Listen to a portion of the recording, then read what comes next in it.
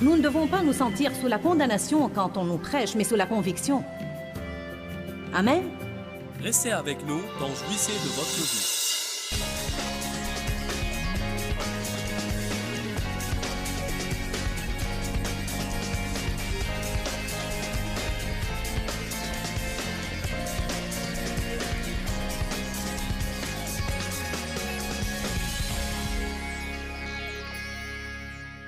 Ce soir, je vais vous parler de 7 signes de ceux qui cherchent à plaire aux hommes. Qui a jamais fait l'expérience d'être sous l'esclavage de vouloir plaire aux hommes? Amen. La première écriture que nous allons lire, c'est Actes 5, 29. Je vais tellement répéter cette écriture ce soir dans l'espoir que vous ne l'oublierez jamais.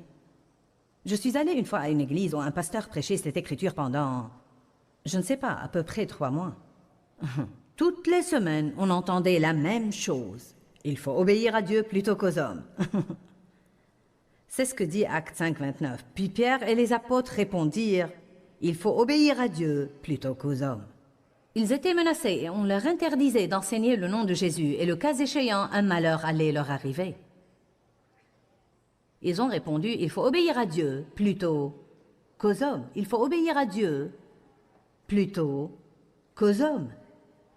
Il faut obéir à Dieu plutôt qu'aux hommes. » Maintenant, ce serait bien si Dieu ne voit pas de problème dans ce que les gens nous demandent de faire.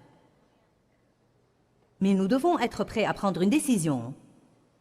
Si ce que les gens nous demandent de faire va en réalité nous empêcher d'obéir au guidage du Saint-Esprit, et si ce que les gens nous demandent de faire va nous empêcher d'être fidèles à nos cœurs et de faire ce que nous trouvons juste, ou s'il va nous pousser à pécher contre notre conscience. Amen. Une personne n'est pas libre si elle a tout le temps affaire à une conscience coupable. Nous ne devons pas faire des choses qui ne nous inspirent pas la paix. Colossiens 3 dit que la paix doit être l'arbitre dans notre vie. En d'autres termes, qu'elle décidera ce qui est acceptable et ce qui ne l'est pas. Nous ne sommes pas obligés de donner des excuses aux gens. Nous devons simplement dire « Je n'ai pas de paix à ce propos. » Parfois, vous ne savez même pas pourquoi vous n'avez pas de paix. Je respecte quelqu'un qui vient à moi et me dit « Tu sais quoi? J'aurais aimé faire ça. » S'il n'en tenait qu'à moi, j'aurais aimé le faire. Je suis presque exaspérée que Dieu ne me laisse pas le faire. J'ignore la cause. Mais tout ce que je peux te dire, c'est que je n'ai pas de paix.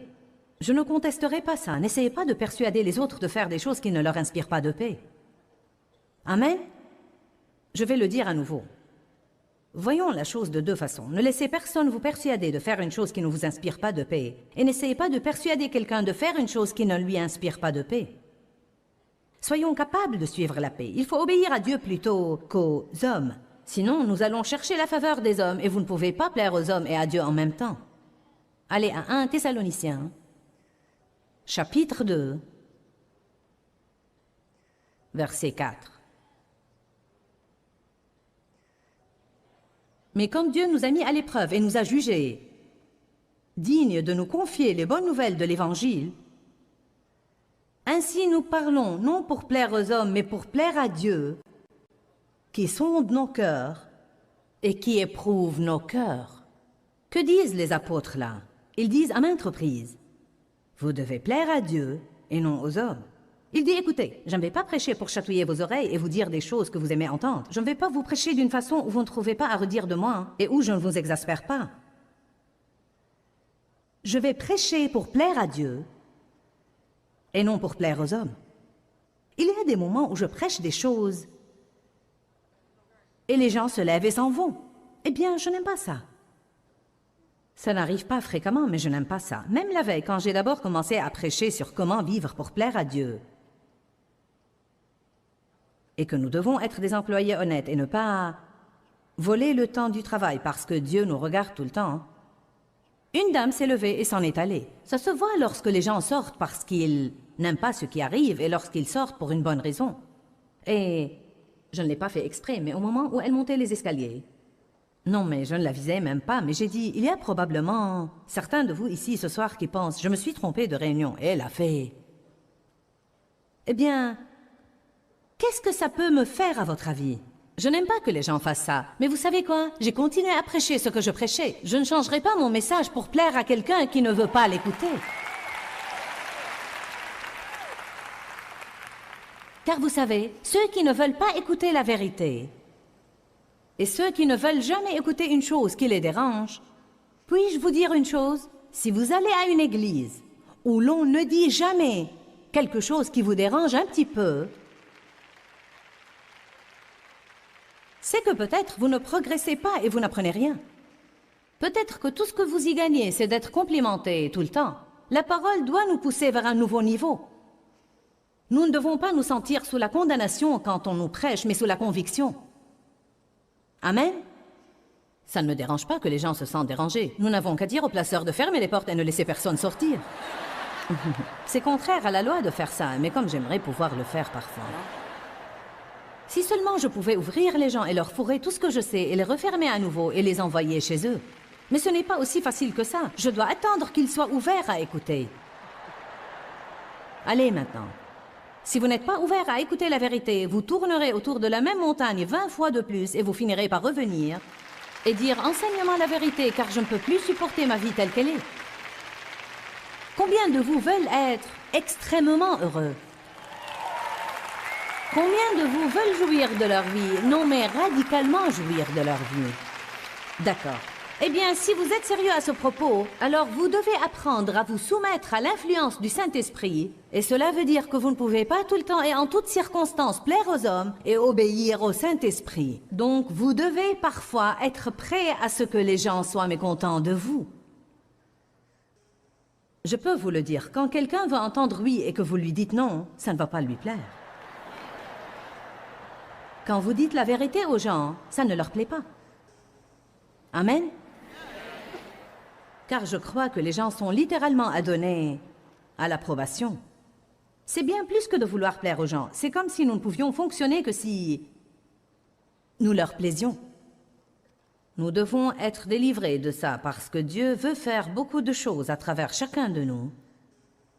Et tous les autres ne vont pas l'aimer quand Dieu décide d'agir dans votre vie. Amen?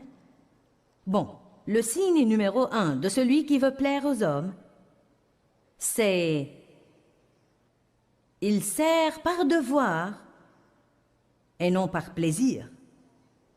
Le devoir est le moteur de sa vie. Le devoir est l'obligation. Il fait les choses parce qu'il devrait les faire, parce qu'il le doit, parce qu'il est censé et que l'on s'attend à ça de lui. Parfois, nous le faisons de peur de ce que les gens vont penser si nous ne le faisons pas. Bien des fois, nous le faisons car quelqu'un se fâchera de nous si nous ne le faisons pas.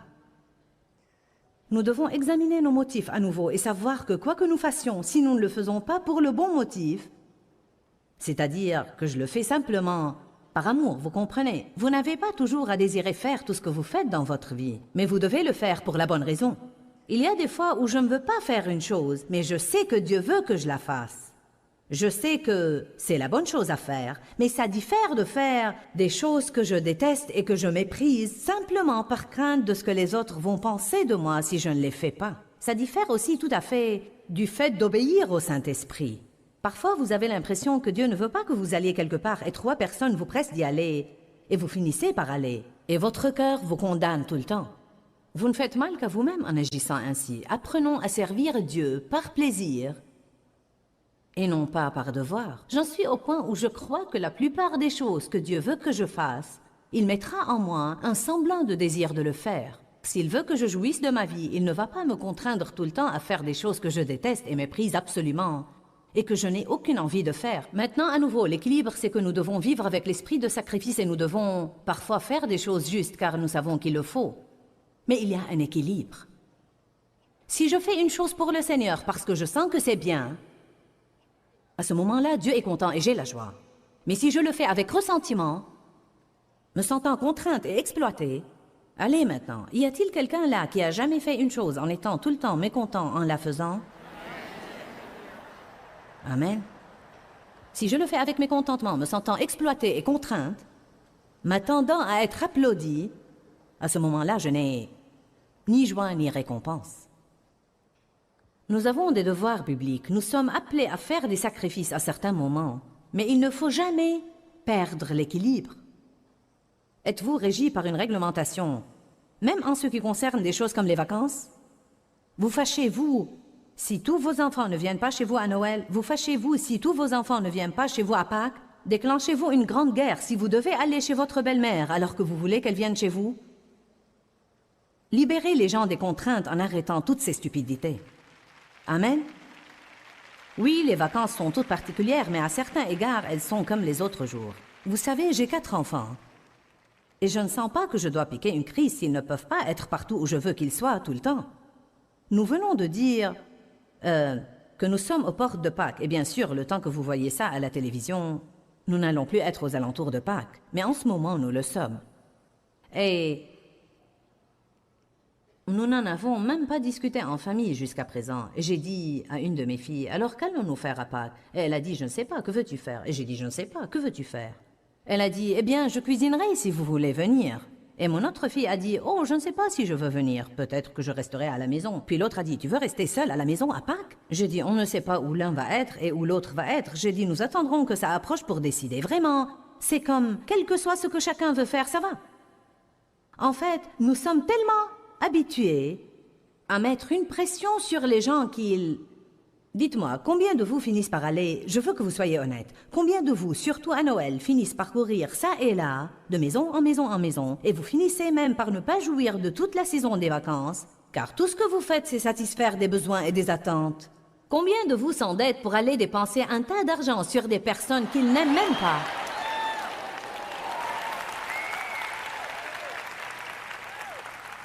Eh bien, je prêche bien.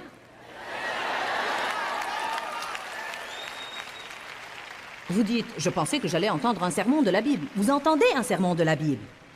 Pensez-vous que Dieu approuve le fait que vous vous endettiez et que vous remboursiez des cartes de crédit toute l'année pour acheter des cadeaux à des gens que vous n'aimez même pas?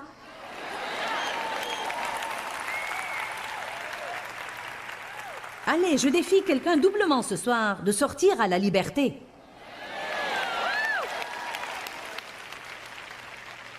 Vous devez être une bénédiction aux autres et ne pas les blesser, mais vous ne devez certainement pas vous endetter et passer toute l'année à essayer de rembourser. Quel mal y a-t-il à dire aux gens, vous savez quoi, j'essaye de m'acquitter de mes dettes. Et cette année, nous n'allons pas offrir des cadeaux de Noël. J'espère que vous allez tous comprendre. S'ils se fâchent, c'est leur problème, pas le vôtre.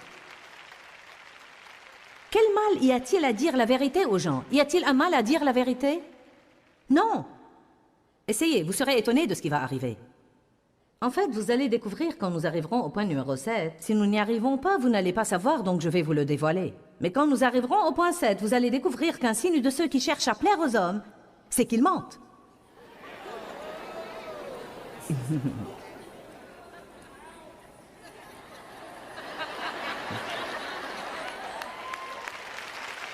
Ils disent qu'ils aiment des choses qu'ils n'aiment pas.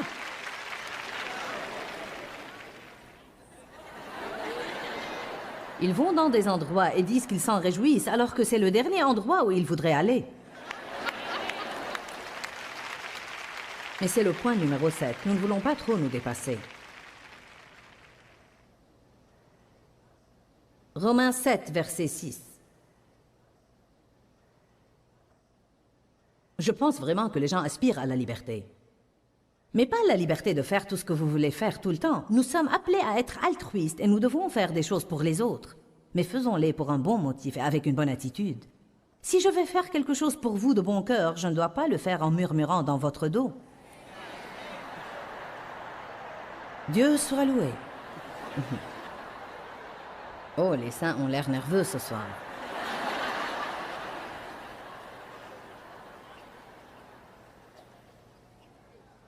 Nous avons comme une règle dans notre famille, car nous sommes la plupart du temps ensemble et nous vivons à proximité. Et nous avons 4 enfants et 8 petits-enfants. Nous avons une règle dans notre famille. Nous nous sommes mis d'accord d'être francs les uns envers les autres sans que personne ne se fâche. En d'autres termes, si ma fille appelle sa sœur et lui dit « Peux-tu surveiller mes enfants ?» et qu'elle réponde « Je ne peux pas le faire ce soir », elle ne va pas se fâcher et la mettre sous pression. Il y a tant de contraintes que des personnes exercent sur d'autres personnes, surtout dans les familles. Ils font sentir aux autres qu'ils devraient et qu'ils sont obligés et qu'ils le leur doivent. Mais nous devons arrêter tous ces trucs. Tout ce que nous faisons pour quelqu'un, faisons-le par amour. Et ne prenons même pas l'attitude de « maintenant, tu me le revaudras ». Allez maintenant.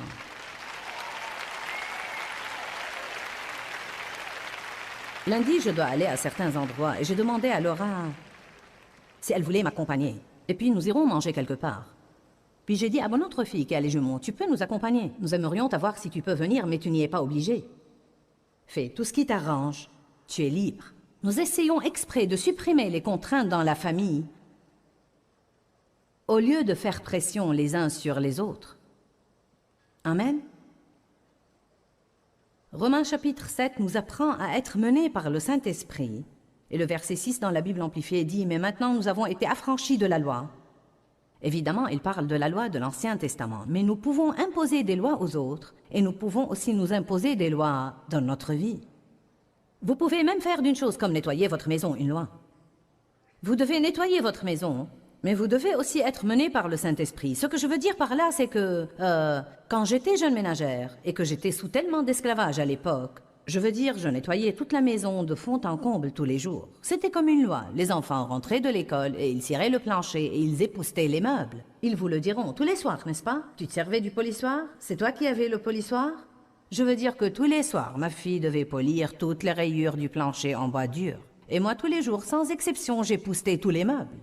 Si une de mes amies m'appelait pour m'inviter à aller quelque part, « Hey, veux-tu aller à une brocante à domicile ou veux-tu prendre une tasse de café ou autre chose ?» Il y avait bien des fois où dans mon cœur, « Oh oui, je veux faire ça. » Et en fait, je savais que j'en avais vraiment besoin. J'avais besoin de variété, j'avais besoin de camaraderie, besoin de m'amuser. Et pourtant, je devais appliquer la loi. Et nettoyer ma maison. Certains ont probablement besoin d'établir quelques lois pour nettoyer leur maison.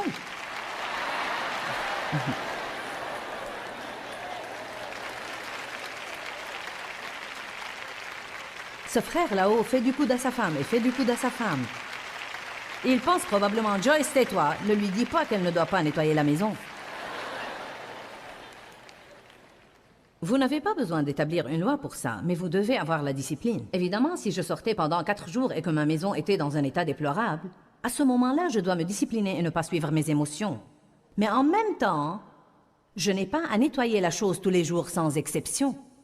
Il y avait des moments où mes enfants voulaient que je vienne jouer avec eux et je ne voulais pas arrêter mon travail et jouer car j'étais vraiment légaliste. Et j'étais un bourreau de travail. Et parce que j'étais légaliste et bourreau de travail, je ne savais pas être menée par le Saint-Esprit. Puis-je vous dire que le Saint-Esprit veut vous mener en toutes choses, de vos finances, à votre travail, à votre habillement, à ce que vous faites ou ne faites pas pour les autres. Je veux dire que le Saint-Esprit veut envahir votre vie et il veut se mêler de tous ces menus détails. Il ne veut pas simplement s'occuper du côté spirituel de votre vie et traiter avec vous pour 2 heures le dimanche matin, mais il veut intervenir dans votre lundi, mardi, mercredi, jeudi, vendredi, samedi et dimanche. Pour moi, le côté passionnant d'être chrétien, c'est d'être mené par le Saint-Esprit en toutes choses. Si je possède une chose et que Dieu me pousse à la donner, je la donne. Si je vais au restaurant et que Dieu me pousse à payer le dîner de quelqu'un que je ne connais même pas, je le fais. Si Dieu me pousse à... Parfois, quand je commence à travailler sur un livre, je travaille si dur et si longtemps sur mon ordinateur que tout, d'ici jusque-là, n'est que douleur et souffrance. Et pourtant, je vais le finir. Et croyez-moi, parfois, j'ai même vraiment besoin d'aller aux toilettes. Et je ne me lève même pas pour y aller, car... Eh bien, vous savez quoi? C'est parfois un sacrifice pour moi que d'obéir au Saint-Esprit... Rien que pour me lever. Mon chiropracteur me dit, lève-toi au moins 1 fois par heure et étire tes muscles et fais un peu de ceci et un peu de cela, car c'est dur pour ton dos, Joyce, si tu restes assise là pendant des heures dans cette position à faire ça. Voyez, il y a même des petites choses auxquelles vous ne pensez peut-être pas et qui, si vous ne suivez pas les conseils du Saint-Esprit, peuvent vous rendre malade et vous faire du mal.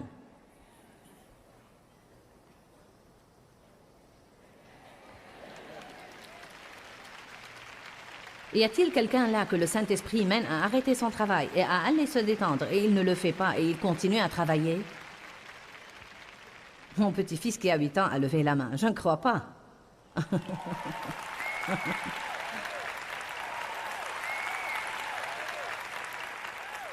De notre côté, Connaissez-vous ces moments où vous êtes sur le canapé et sur le canapé et sur le canapé, et le Saint-Esprit continue à dire « Lève-toi et fais ton travail, lève-toi et fais ton travail ».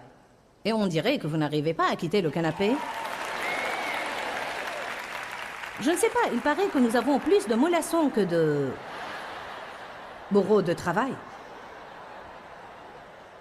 Romains 7,6 dit « Mais maintenant nous avons été affranchis de la loi et nous avons terminé toute relation avec elle, étant morts à ce qui nous tenait captifs. » Donc maintenant, nous ne servons plus en obéissant au régime de règles écrites, mais en obéissant aux incitations du Saint-Esprit en nouveauté de vie.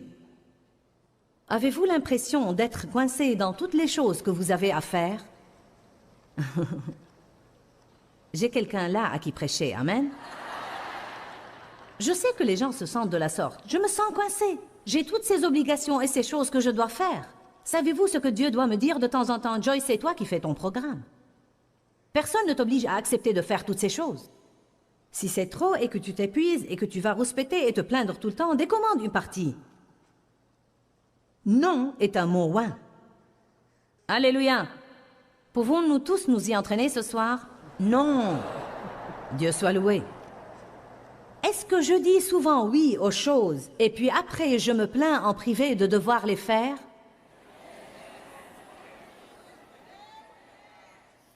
Oh, j'ai été mauvaise en ça. Vous savez, dans la Bible, Paul dit que votre oui doit être oui et que votre non doit être non.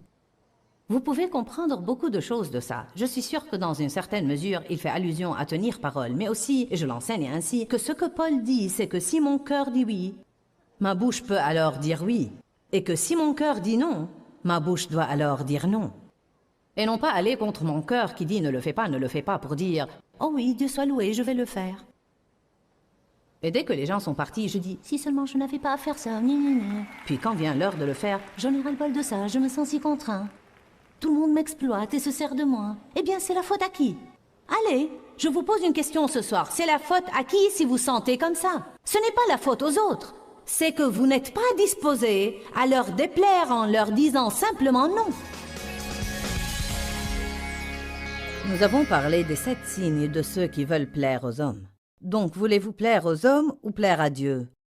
C'est important d'être obéissant à la volonté de Dieu dans votre vie. Trop souvent, être dans la volonté de Dieu ou simplement plaire à Dieu veut dire ne pas plaire aux gens qui nous entourent. Mais soyez fermes, soyez forts et ne fléchissez pas sous les critiques et les jugements des autres. Nous ne pouvons pas contenter tout le monde tout le temps. Mais si nous nous proposons dans nos cœurs de contenter Dieu, nous accéderons à un nouveau niveau de joie dans notre vie. Dieu vit en nous. Et donc, s'il est content de ce que nous faisons, nous serons contents nous aussi de ce que nous faisons. Quand, Seigneur, quand? Dans ce livret, Joyce Meyer vous apprend à faire confiance au temps de Dieu.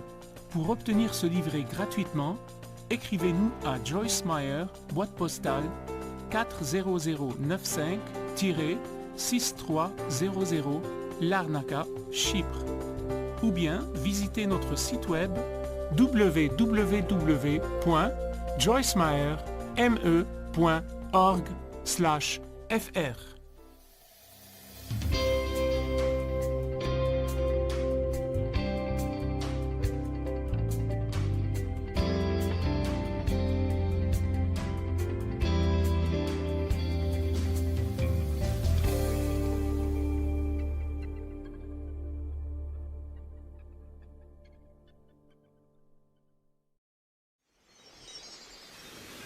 Ne vous fâchez pas de tous ceux qui vous entourent parce qu'ils ne vous donnent pas ce dont vous avez besoin. Allez à Dieu d'abord et Dieu œuvrera à travers les gens. Restez avec nous dans Jouissez de votre vie.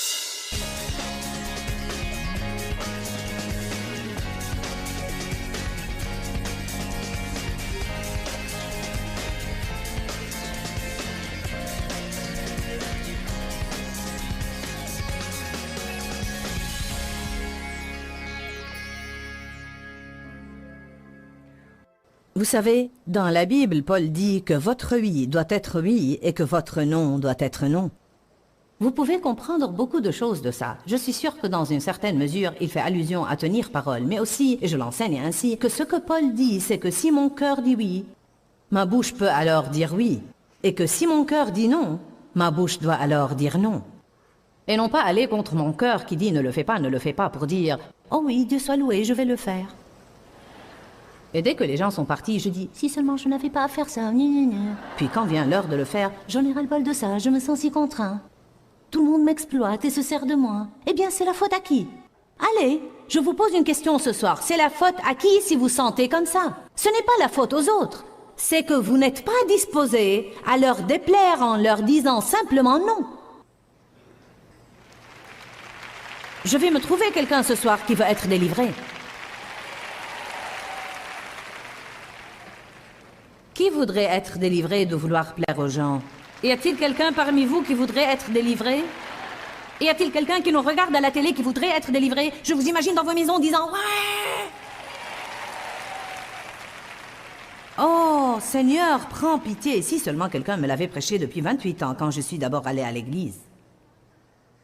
Vous n'avez pas besoin d'entendre toutes les semaines le même message sur le salut. Une fois que vous êtes régénéré, quelqu'un doit vous apprendre à vivre. Quelqu'un doit vous apprendre à bien vous entendre avec les gens.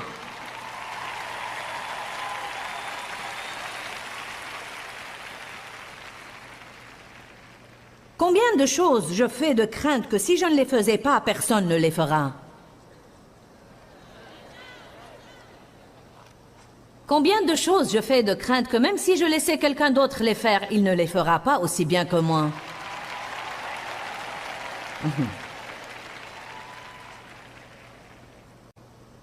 Pour être franche avec vous, en grande partie, c'est une affaire de contrôle.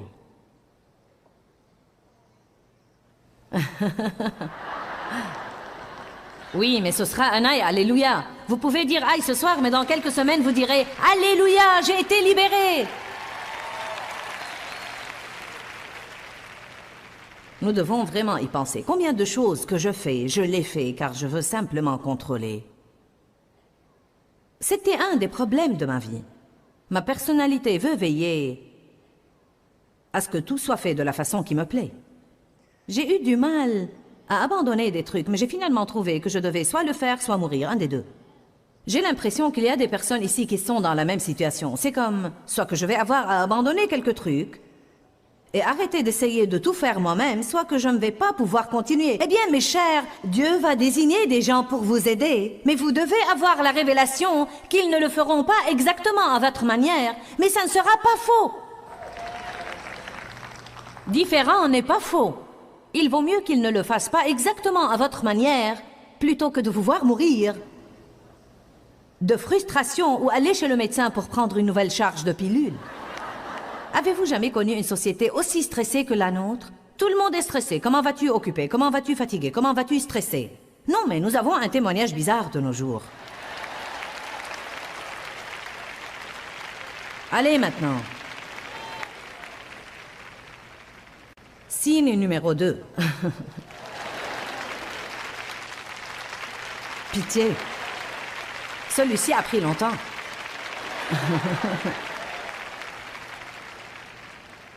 Le second signe de celui qui veut plaire aux hommes, c'est qu'il met ses besoins légitimes de côté rapidement et régulièrement.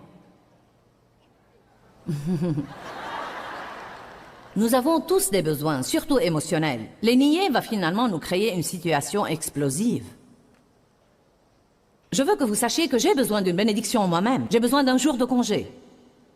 Parfois, je dis à Dieu, Dieu, j'ai besoin d'une surprise.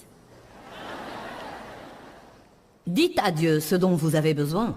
N'ayez pas peur de dire à Dieu ce dont vous avez besoin. Dieu, j'ai besoin d'une étreinte. Dieu, j'ai besoin d'une surprise. J'ai besoin d'une bénédiction. J'ai besoin de quelqu'un qui m'aide. J'ai besoin de quelqu'un qui fasse quelque chose pour moi. Ne vous fâchez pas de tous ceux qui vous entourent parce qu'ils ne vous donnent pas ce dont vous avez besoin. Allez à Dieu d'abord et Dieu œuvrera à travers les gens. Nous avons déjà discuté de ça. Dieu nous a tous créés pour avoir besoin d'amour, de coopération, de lien avec les autres, d'encouragement, de quelqu'un à qui se confier, de quelqu'un à qui parler. Nous avons besoin d'être acceptés, nous avons besoin d'approbation, nous avons besoin de joie. Vous devez arrêter de nier que vous avez besoin de ces choses-là.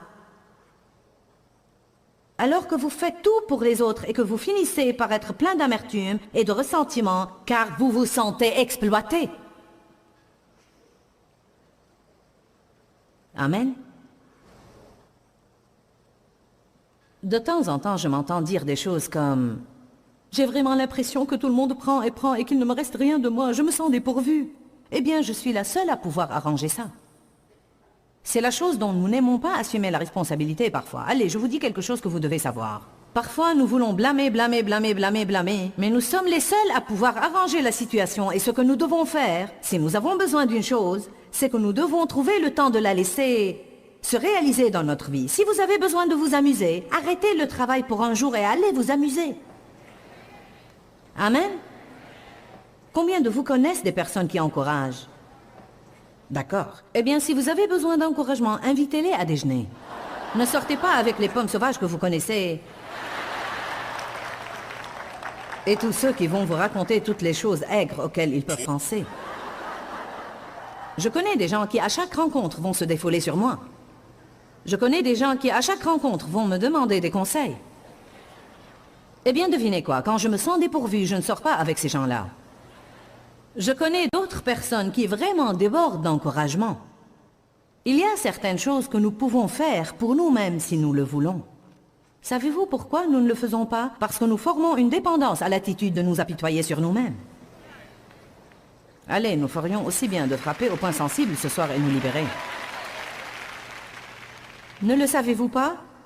Parfois nous aimons ce sentiment de... Que quelqu'un dise « je peux m'aider si je veux ».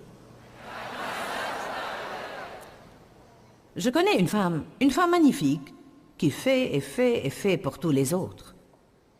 C'est une épouse magnifique, une mère magnifique, une servante dans son église, mais je vais vous dire quoi. Elle ne s'achète même pas un nouveau t-shirt, car elle prend l'attitude « eh bien non, je peux m'en passer, je peux m'en passer ». Mais elle finit par prendre une attitude. Et vous savez quoi? Les gens doivent arrêter de faire des choses pour tous les autres et ne jamais rien faire pour eux-mêmes. Certains de vous sont épuisés de servir les autres. Et vous devez prendre un peu d'argent et aller vous acheter quelque chose. Faites quelque chose pour vous-même, comme prendre quelques jours de congé et vous reposer un peu. Et savez-vous ce que je vais faire cette année? Vous allez être vraiment fiers de moi. En fait, je n'ai jamais fait ça depuis 28 ans. Je vais prendre un congé d'un mois complet.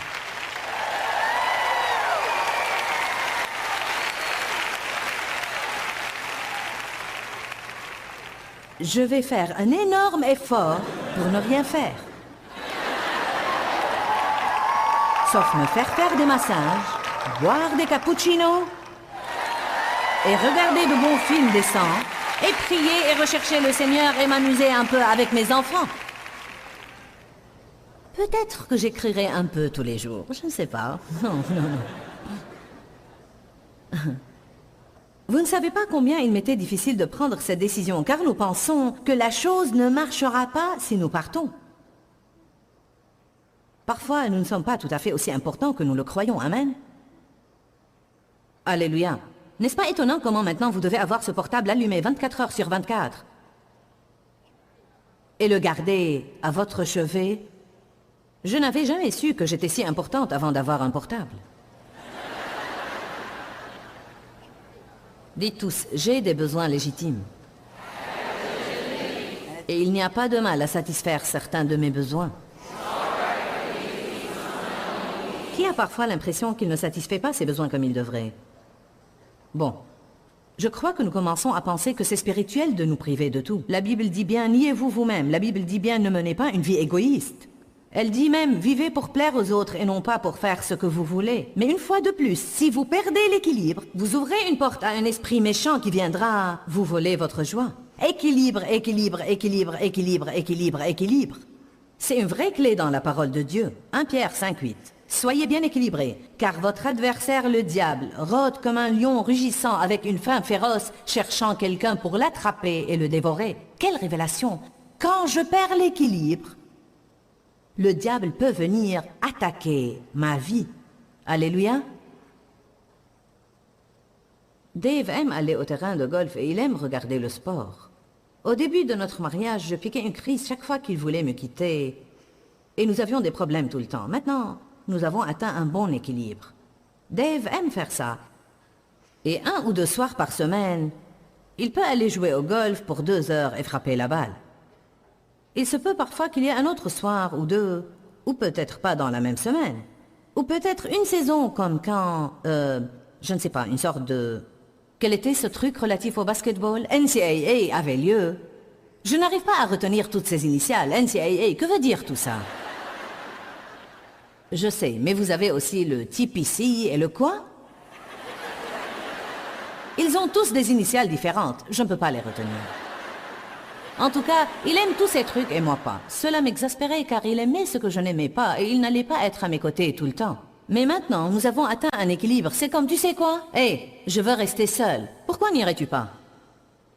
Bon, d'autre part, il y a des moments où je lui dirais, d'accord, tu as été dans la chambre à regarder le sport pour 6 soirs à la file. J'ai besoin que tu viennes ici ce soir et que tu restes avec moi.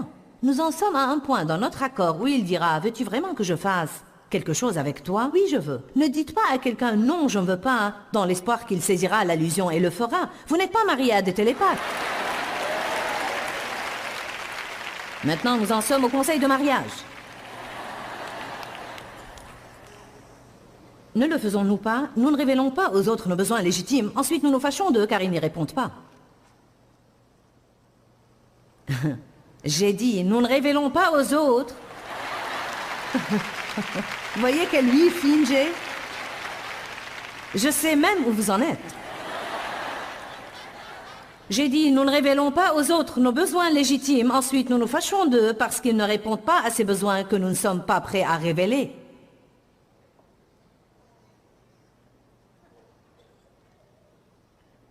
Merci, je vais prendre autant d'encouragement que je peux.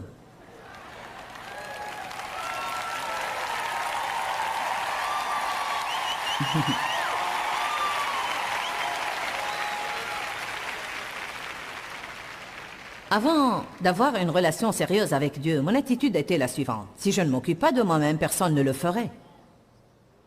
Comme chrétienne engagée, j'ai changé à « je vais sacrifier le tout pour mon appel », même mes propres besoins légitimes pour le repos, la joie et les amis. J'ai dû m'installer quelque part au milieu, car les deux peuvent vous tuer. Amen. Signe numéro 3. Celui qui cherche à plaire aux autres se sent mal quand ses décisions ne plaisent pas aux autres. Celui qui veut plaire aux gens, il lui est presque impossible de décevoir quelqu'un et de ne pas se sentir horriblement coupable. Acte 5, 29. Il faut plaire à Dieu plutôt qu'aux hommes. Aussi grande que soit la déception des autres, nous devons obéir à Dieu plutôt qu'aux hommes. Ceux qui veulent plaire aux autres assument la responsabilité des réactions émotionnelles des autres. Si vous vous fâchez, c'est de ma faute. Que puis-je faire pour réparer? Si je cherchais à plaire aux autres, je penserais « Oh, tu es mécontent. Je dois changer mon plan et je dois te rendre content. » Oups, je t'ai déçu. Je dois prendre une autre décision pour que tu sois content de ma décision. Oh mon Dieu, j'ai fait une erreur. Je dois essayer de me faire pardonner parce que tu n'es pas content de moi. Encore une fois, ceux qui veulent plaire aux gens se sentent coupables tout le temps. Si je ne peux pas donner aux gens ce qu'ils veulent et je sens que j'obéis à Dieu, ce n'est pas de ma faute s'ils sont mécontents. Amen. Si vous avez l'impression que vous suivez Dieu, et suivre Dieu veut dire que vous ne pouvez pas donner à quelqu'un exactement ce qu'il veut, mais si vous croyez que vous suivez Dieu, à ce moment-là, ce n'est pas de votre faute s'il est mécontent, car il doit être assez mûr spirituellement pour vous donner la liberté de suivre Dieu. Vous devez vous méfier d'un faux sens des responsabilités. Allez maintenant. Ça a aussi été un problème dans ma vie dont j'ai eu à me libérer. Je vais vous dire quoi. Peu importe qui avait le problème. Ça pouvait être une personne qui connaît une personne qui connaît une personne, qui me le raconte, et tout à coup, je pense que je dois le résoudre. Mais je surmonte ça. Je suis en train de surmonter ça depuis 10 ans, mais maintenant j'en suis à un nouveau niveau de dire non. Les gens pensent qu'ils sont les seuls à vous demander de faire quoi que ce soit. « Ah, peux-tu seulement faire ça pour moi? Je ne voulais pas te déranger, mais si tu pouvais juste me rendre cette faveur. » Oui, je peux rendre certaines faveurs, mais je ne suis qu'une personne et je ne peux pas tout faire. Même dans des conférences comme ça, des gens viennent et ils pensent qu'ils vont pouvoir parler avec moi ou avec n'importe quel autre pasteur. Et tous veulent que tu leur signes tout ce qu'ils ont et prendre des photos. Savez-vous quoi? Ça me manque vraiment. La chose dont les gens ne se rendent pas compte, c'est que j'aime faire ça, mais je ne peux pas tenir le coup physiquement. Parfois, les gens courent là-haut et me disent « Oh, s'il te plaît, peux-tu signer ma Bible? Peux-tu signer ma Bible ?» Et je dois dire « Tu sais quoi? Si je le fais pour toi, je dois le faire pour tout le monde. » Vous ne devez jamais vous fâcher de quelqu'un qui vous dit la vérité comme ça. Ne faites pas ce genre de pression sur les gens. Ne culpabilisez pas les gens parce qu'ils ne peuvent pas vous donner ce que vous voulez. Amen. Ce n'est pas de moi que vous avez besoin. Vous avez besoin de Jésus et je suis là pour vous dire ça. Ça ne va pas rendre votre Bible plus précieuse si je la signe. Dieu soit loué, je suis contente que vous m'aimiez et que vous veuillez me rencontrer et toutes ces choses-là. Et j'aime avoir l'occasion de rencontrer les gens et d'être avec eux. De temps en temps, quand je fais une petite réunion, je m'en réjouis car je peux toucher les gens et les voir. Ne vous fâchez pas des prédicateurs, ils se croient trop importants pour s'associer au peuple. Non, nous désirons rester vivants.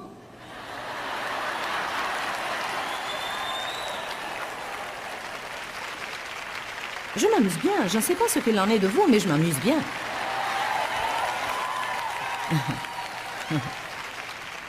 Si vous avez un faux sens des responsabilités, voilà ce que vous allez avoir. Une perte de joie et une pression permanente. Amen. Signe numéro 4. Ceux qui veulent plaire aux gens ne vivent pas avec des limites et ne vivent pas avec une marge. Ils se poussent au-delà des limites raisonnables. Ils n'aiment pas admettre qu'ils ont des limites. Je ne peux pas faire ça parce que je fais déjà tout ce que je peux faire. Non, je ne peux pas m'engager à autre chose parce que je fais déjà tout ce que je peux faire. Et si je fais une chose en plus, je désobéis à Dieu. Oh, allez, tu peux juste faire ça. Ça ne va prendre que... Non, je ne peux pas faire ça. Je vais suivre les instructions de Dieu. Amen. Allez à Exode 18. Nous allons voir que c'est pieux d'admettre que nous avons des limites. Nous ne sommes pas tous pareils et certains de vous n'ont probablement aucun problème sur certains de ces points. Mais il y en a d'autres.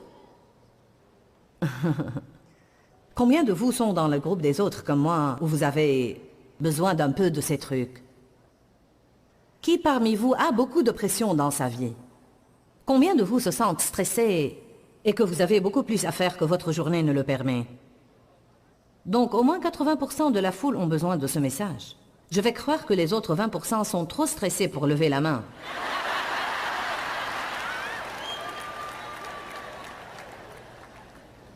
Car je crois que c'est pour tout le monde.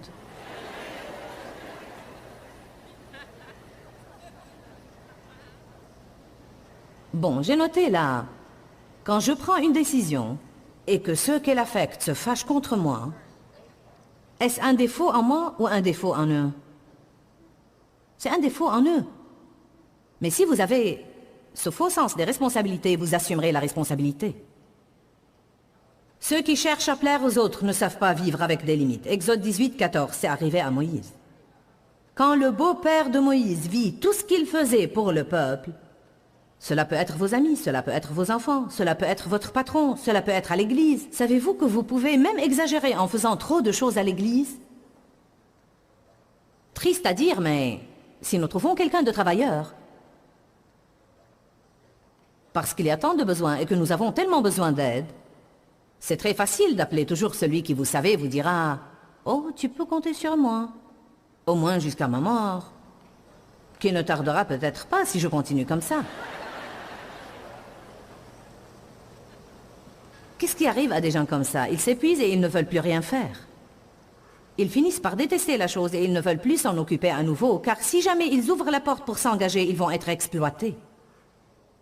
Je remets la responsabilité sur vous. Dites non, je suis en train de faire tout ce que je peux faire. Désolé, j'aimerais vous aider. Je prierai Dieu de vous envoyer quelqu'un, mais je ne peux vraiment pas faire plus que je ne fais. Donc il vit tout ce qu'il faisait pour le peuple. Et il dit, que fais-tu là avec ce peuple? Pourquoi sièges-tu seul? Et tout le peuple se tient-il devant toi depuis le matin jusqu'au soir? Moïse répondit, c'est que le peuple vient à moi pour consulter Dieu. Quand ils ont une affaire, ils viennent à moi. Et je règle le litige qu'ils ont entre eux, et je leur fais connaître les décrets de Dieu et ses lois. Et le beau-père de Moïse lui dit, ce que tu fais là n'est pas bien. Tu vas sûrement t'épuiser toi-même et le peuple qui est avec toi. Maintenant, c'est intéressant. Pourquoi le peuple serait-il épuisé? Parce que Moïse faisait tout pour lui. Voilà une révélation. Si vous faites tout au lieu d'eux et à la place de tout le monde, vous les privez à ce moment-là d'employer leurs dons et vous les privez également de jouer leur rôle. Tout le monde dans la famille doit participer. C'est ce qui vous rend une famille. Ce n'est pas bien que la mère fasse tout pour tout le monde pendant que tous les autres jouissent de leur vie et elle se tue. Et puis finit par avoir cette attitude dans son cœur. Tout ce que je fais, c'est travailler, travailler, travailler. Ce que tu fais n'est pas bien. Tu vas sûrement t'épuiser toi-même et le peuple. Car la tâche est trop lourde pour toi. Tu ne peux pas l'accomplir tout seul. Écoute ma voix, je te donne un conseil et que Dieu soit avec toi. Tu représenteras le peuple devant Dieu, portant ses affaires et ses causes devant lui, lui enseignant les décrets et les lois, lui faisant connaître le chemin à suivre et la conduite à tenir. Et puis tu choisiras des hommes capables parmi tout le peuple, des hommes intègres, craignant Dieu, incorruptibles, et tu les établiras sur des milliers, des centaines et des dizaines pour être leurs chefs. Et tu les laisseras juger le peuple en permanence. Tout ce qui a de l'importance, ils te le présenteront, mais les petites causes, ils les jugeront eux-mêmes.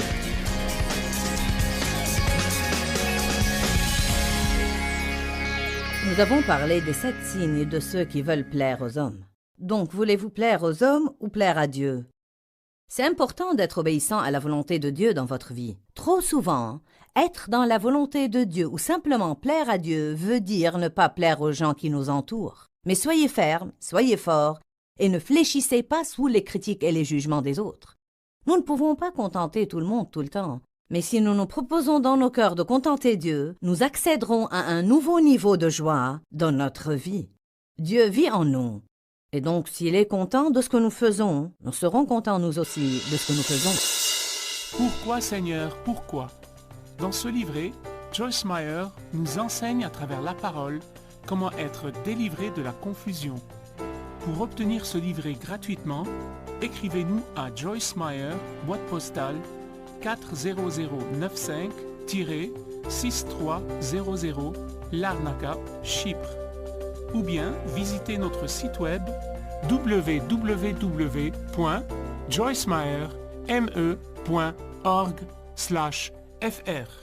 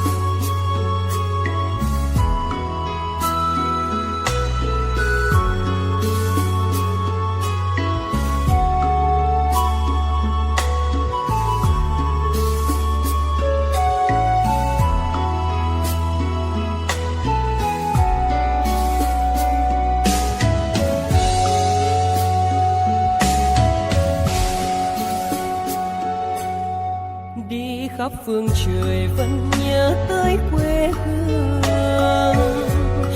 Người về đây thăm làng trù quê mẹ và làng sen quê cha, xúc động bồi hồi người rơi giọt lệ thương mái nhà cháy.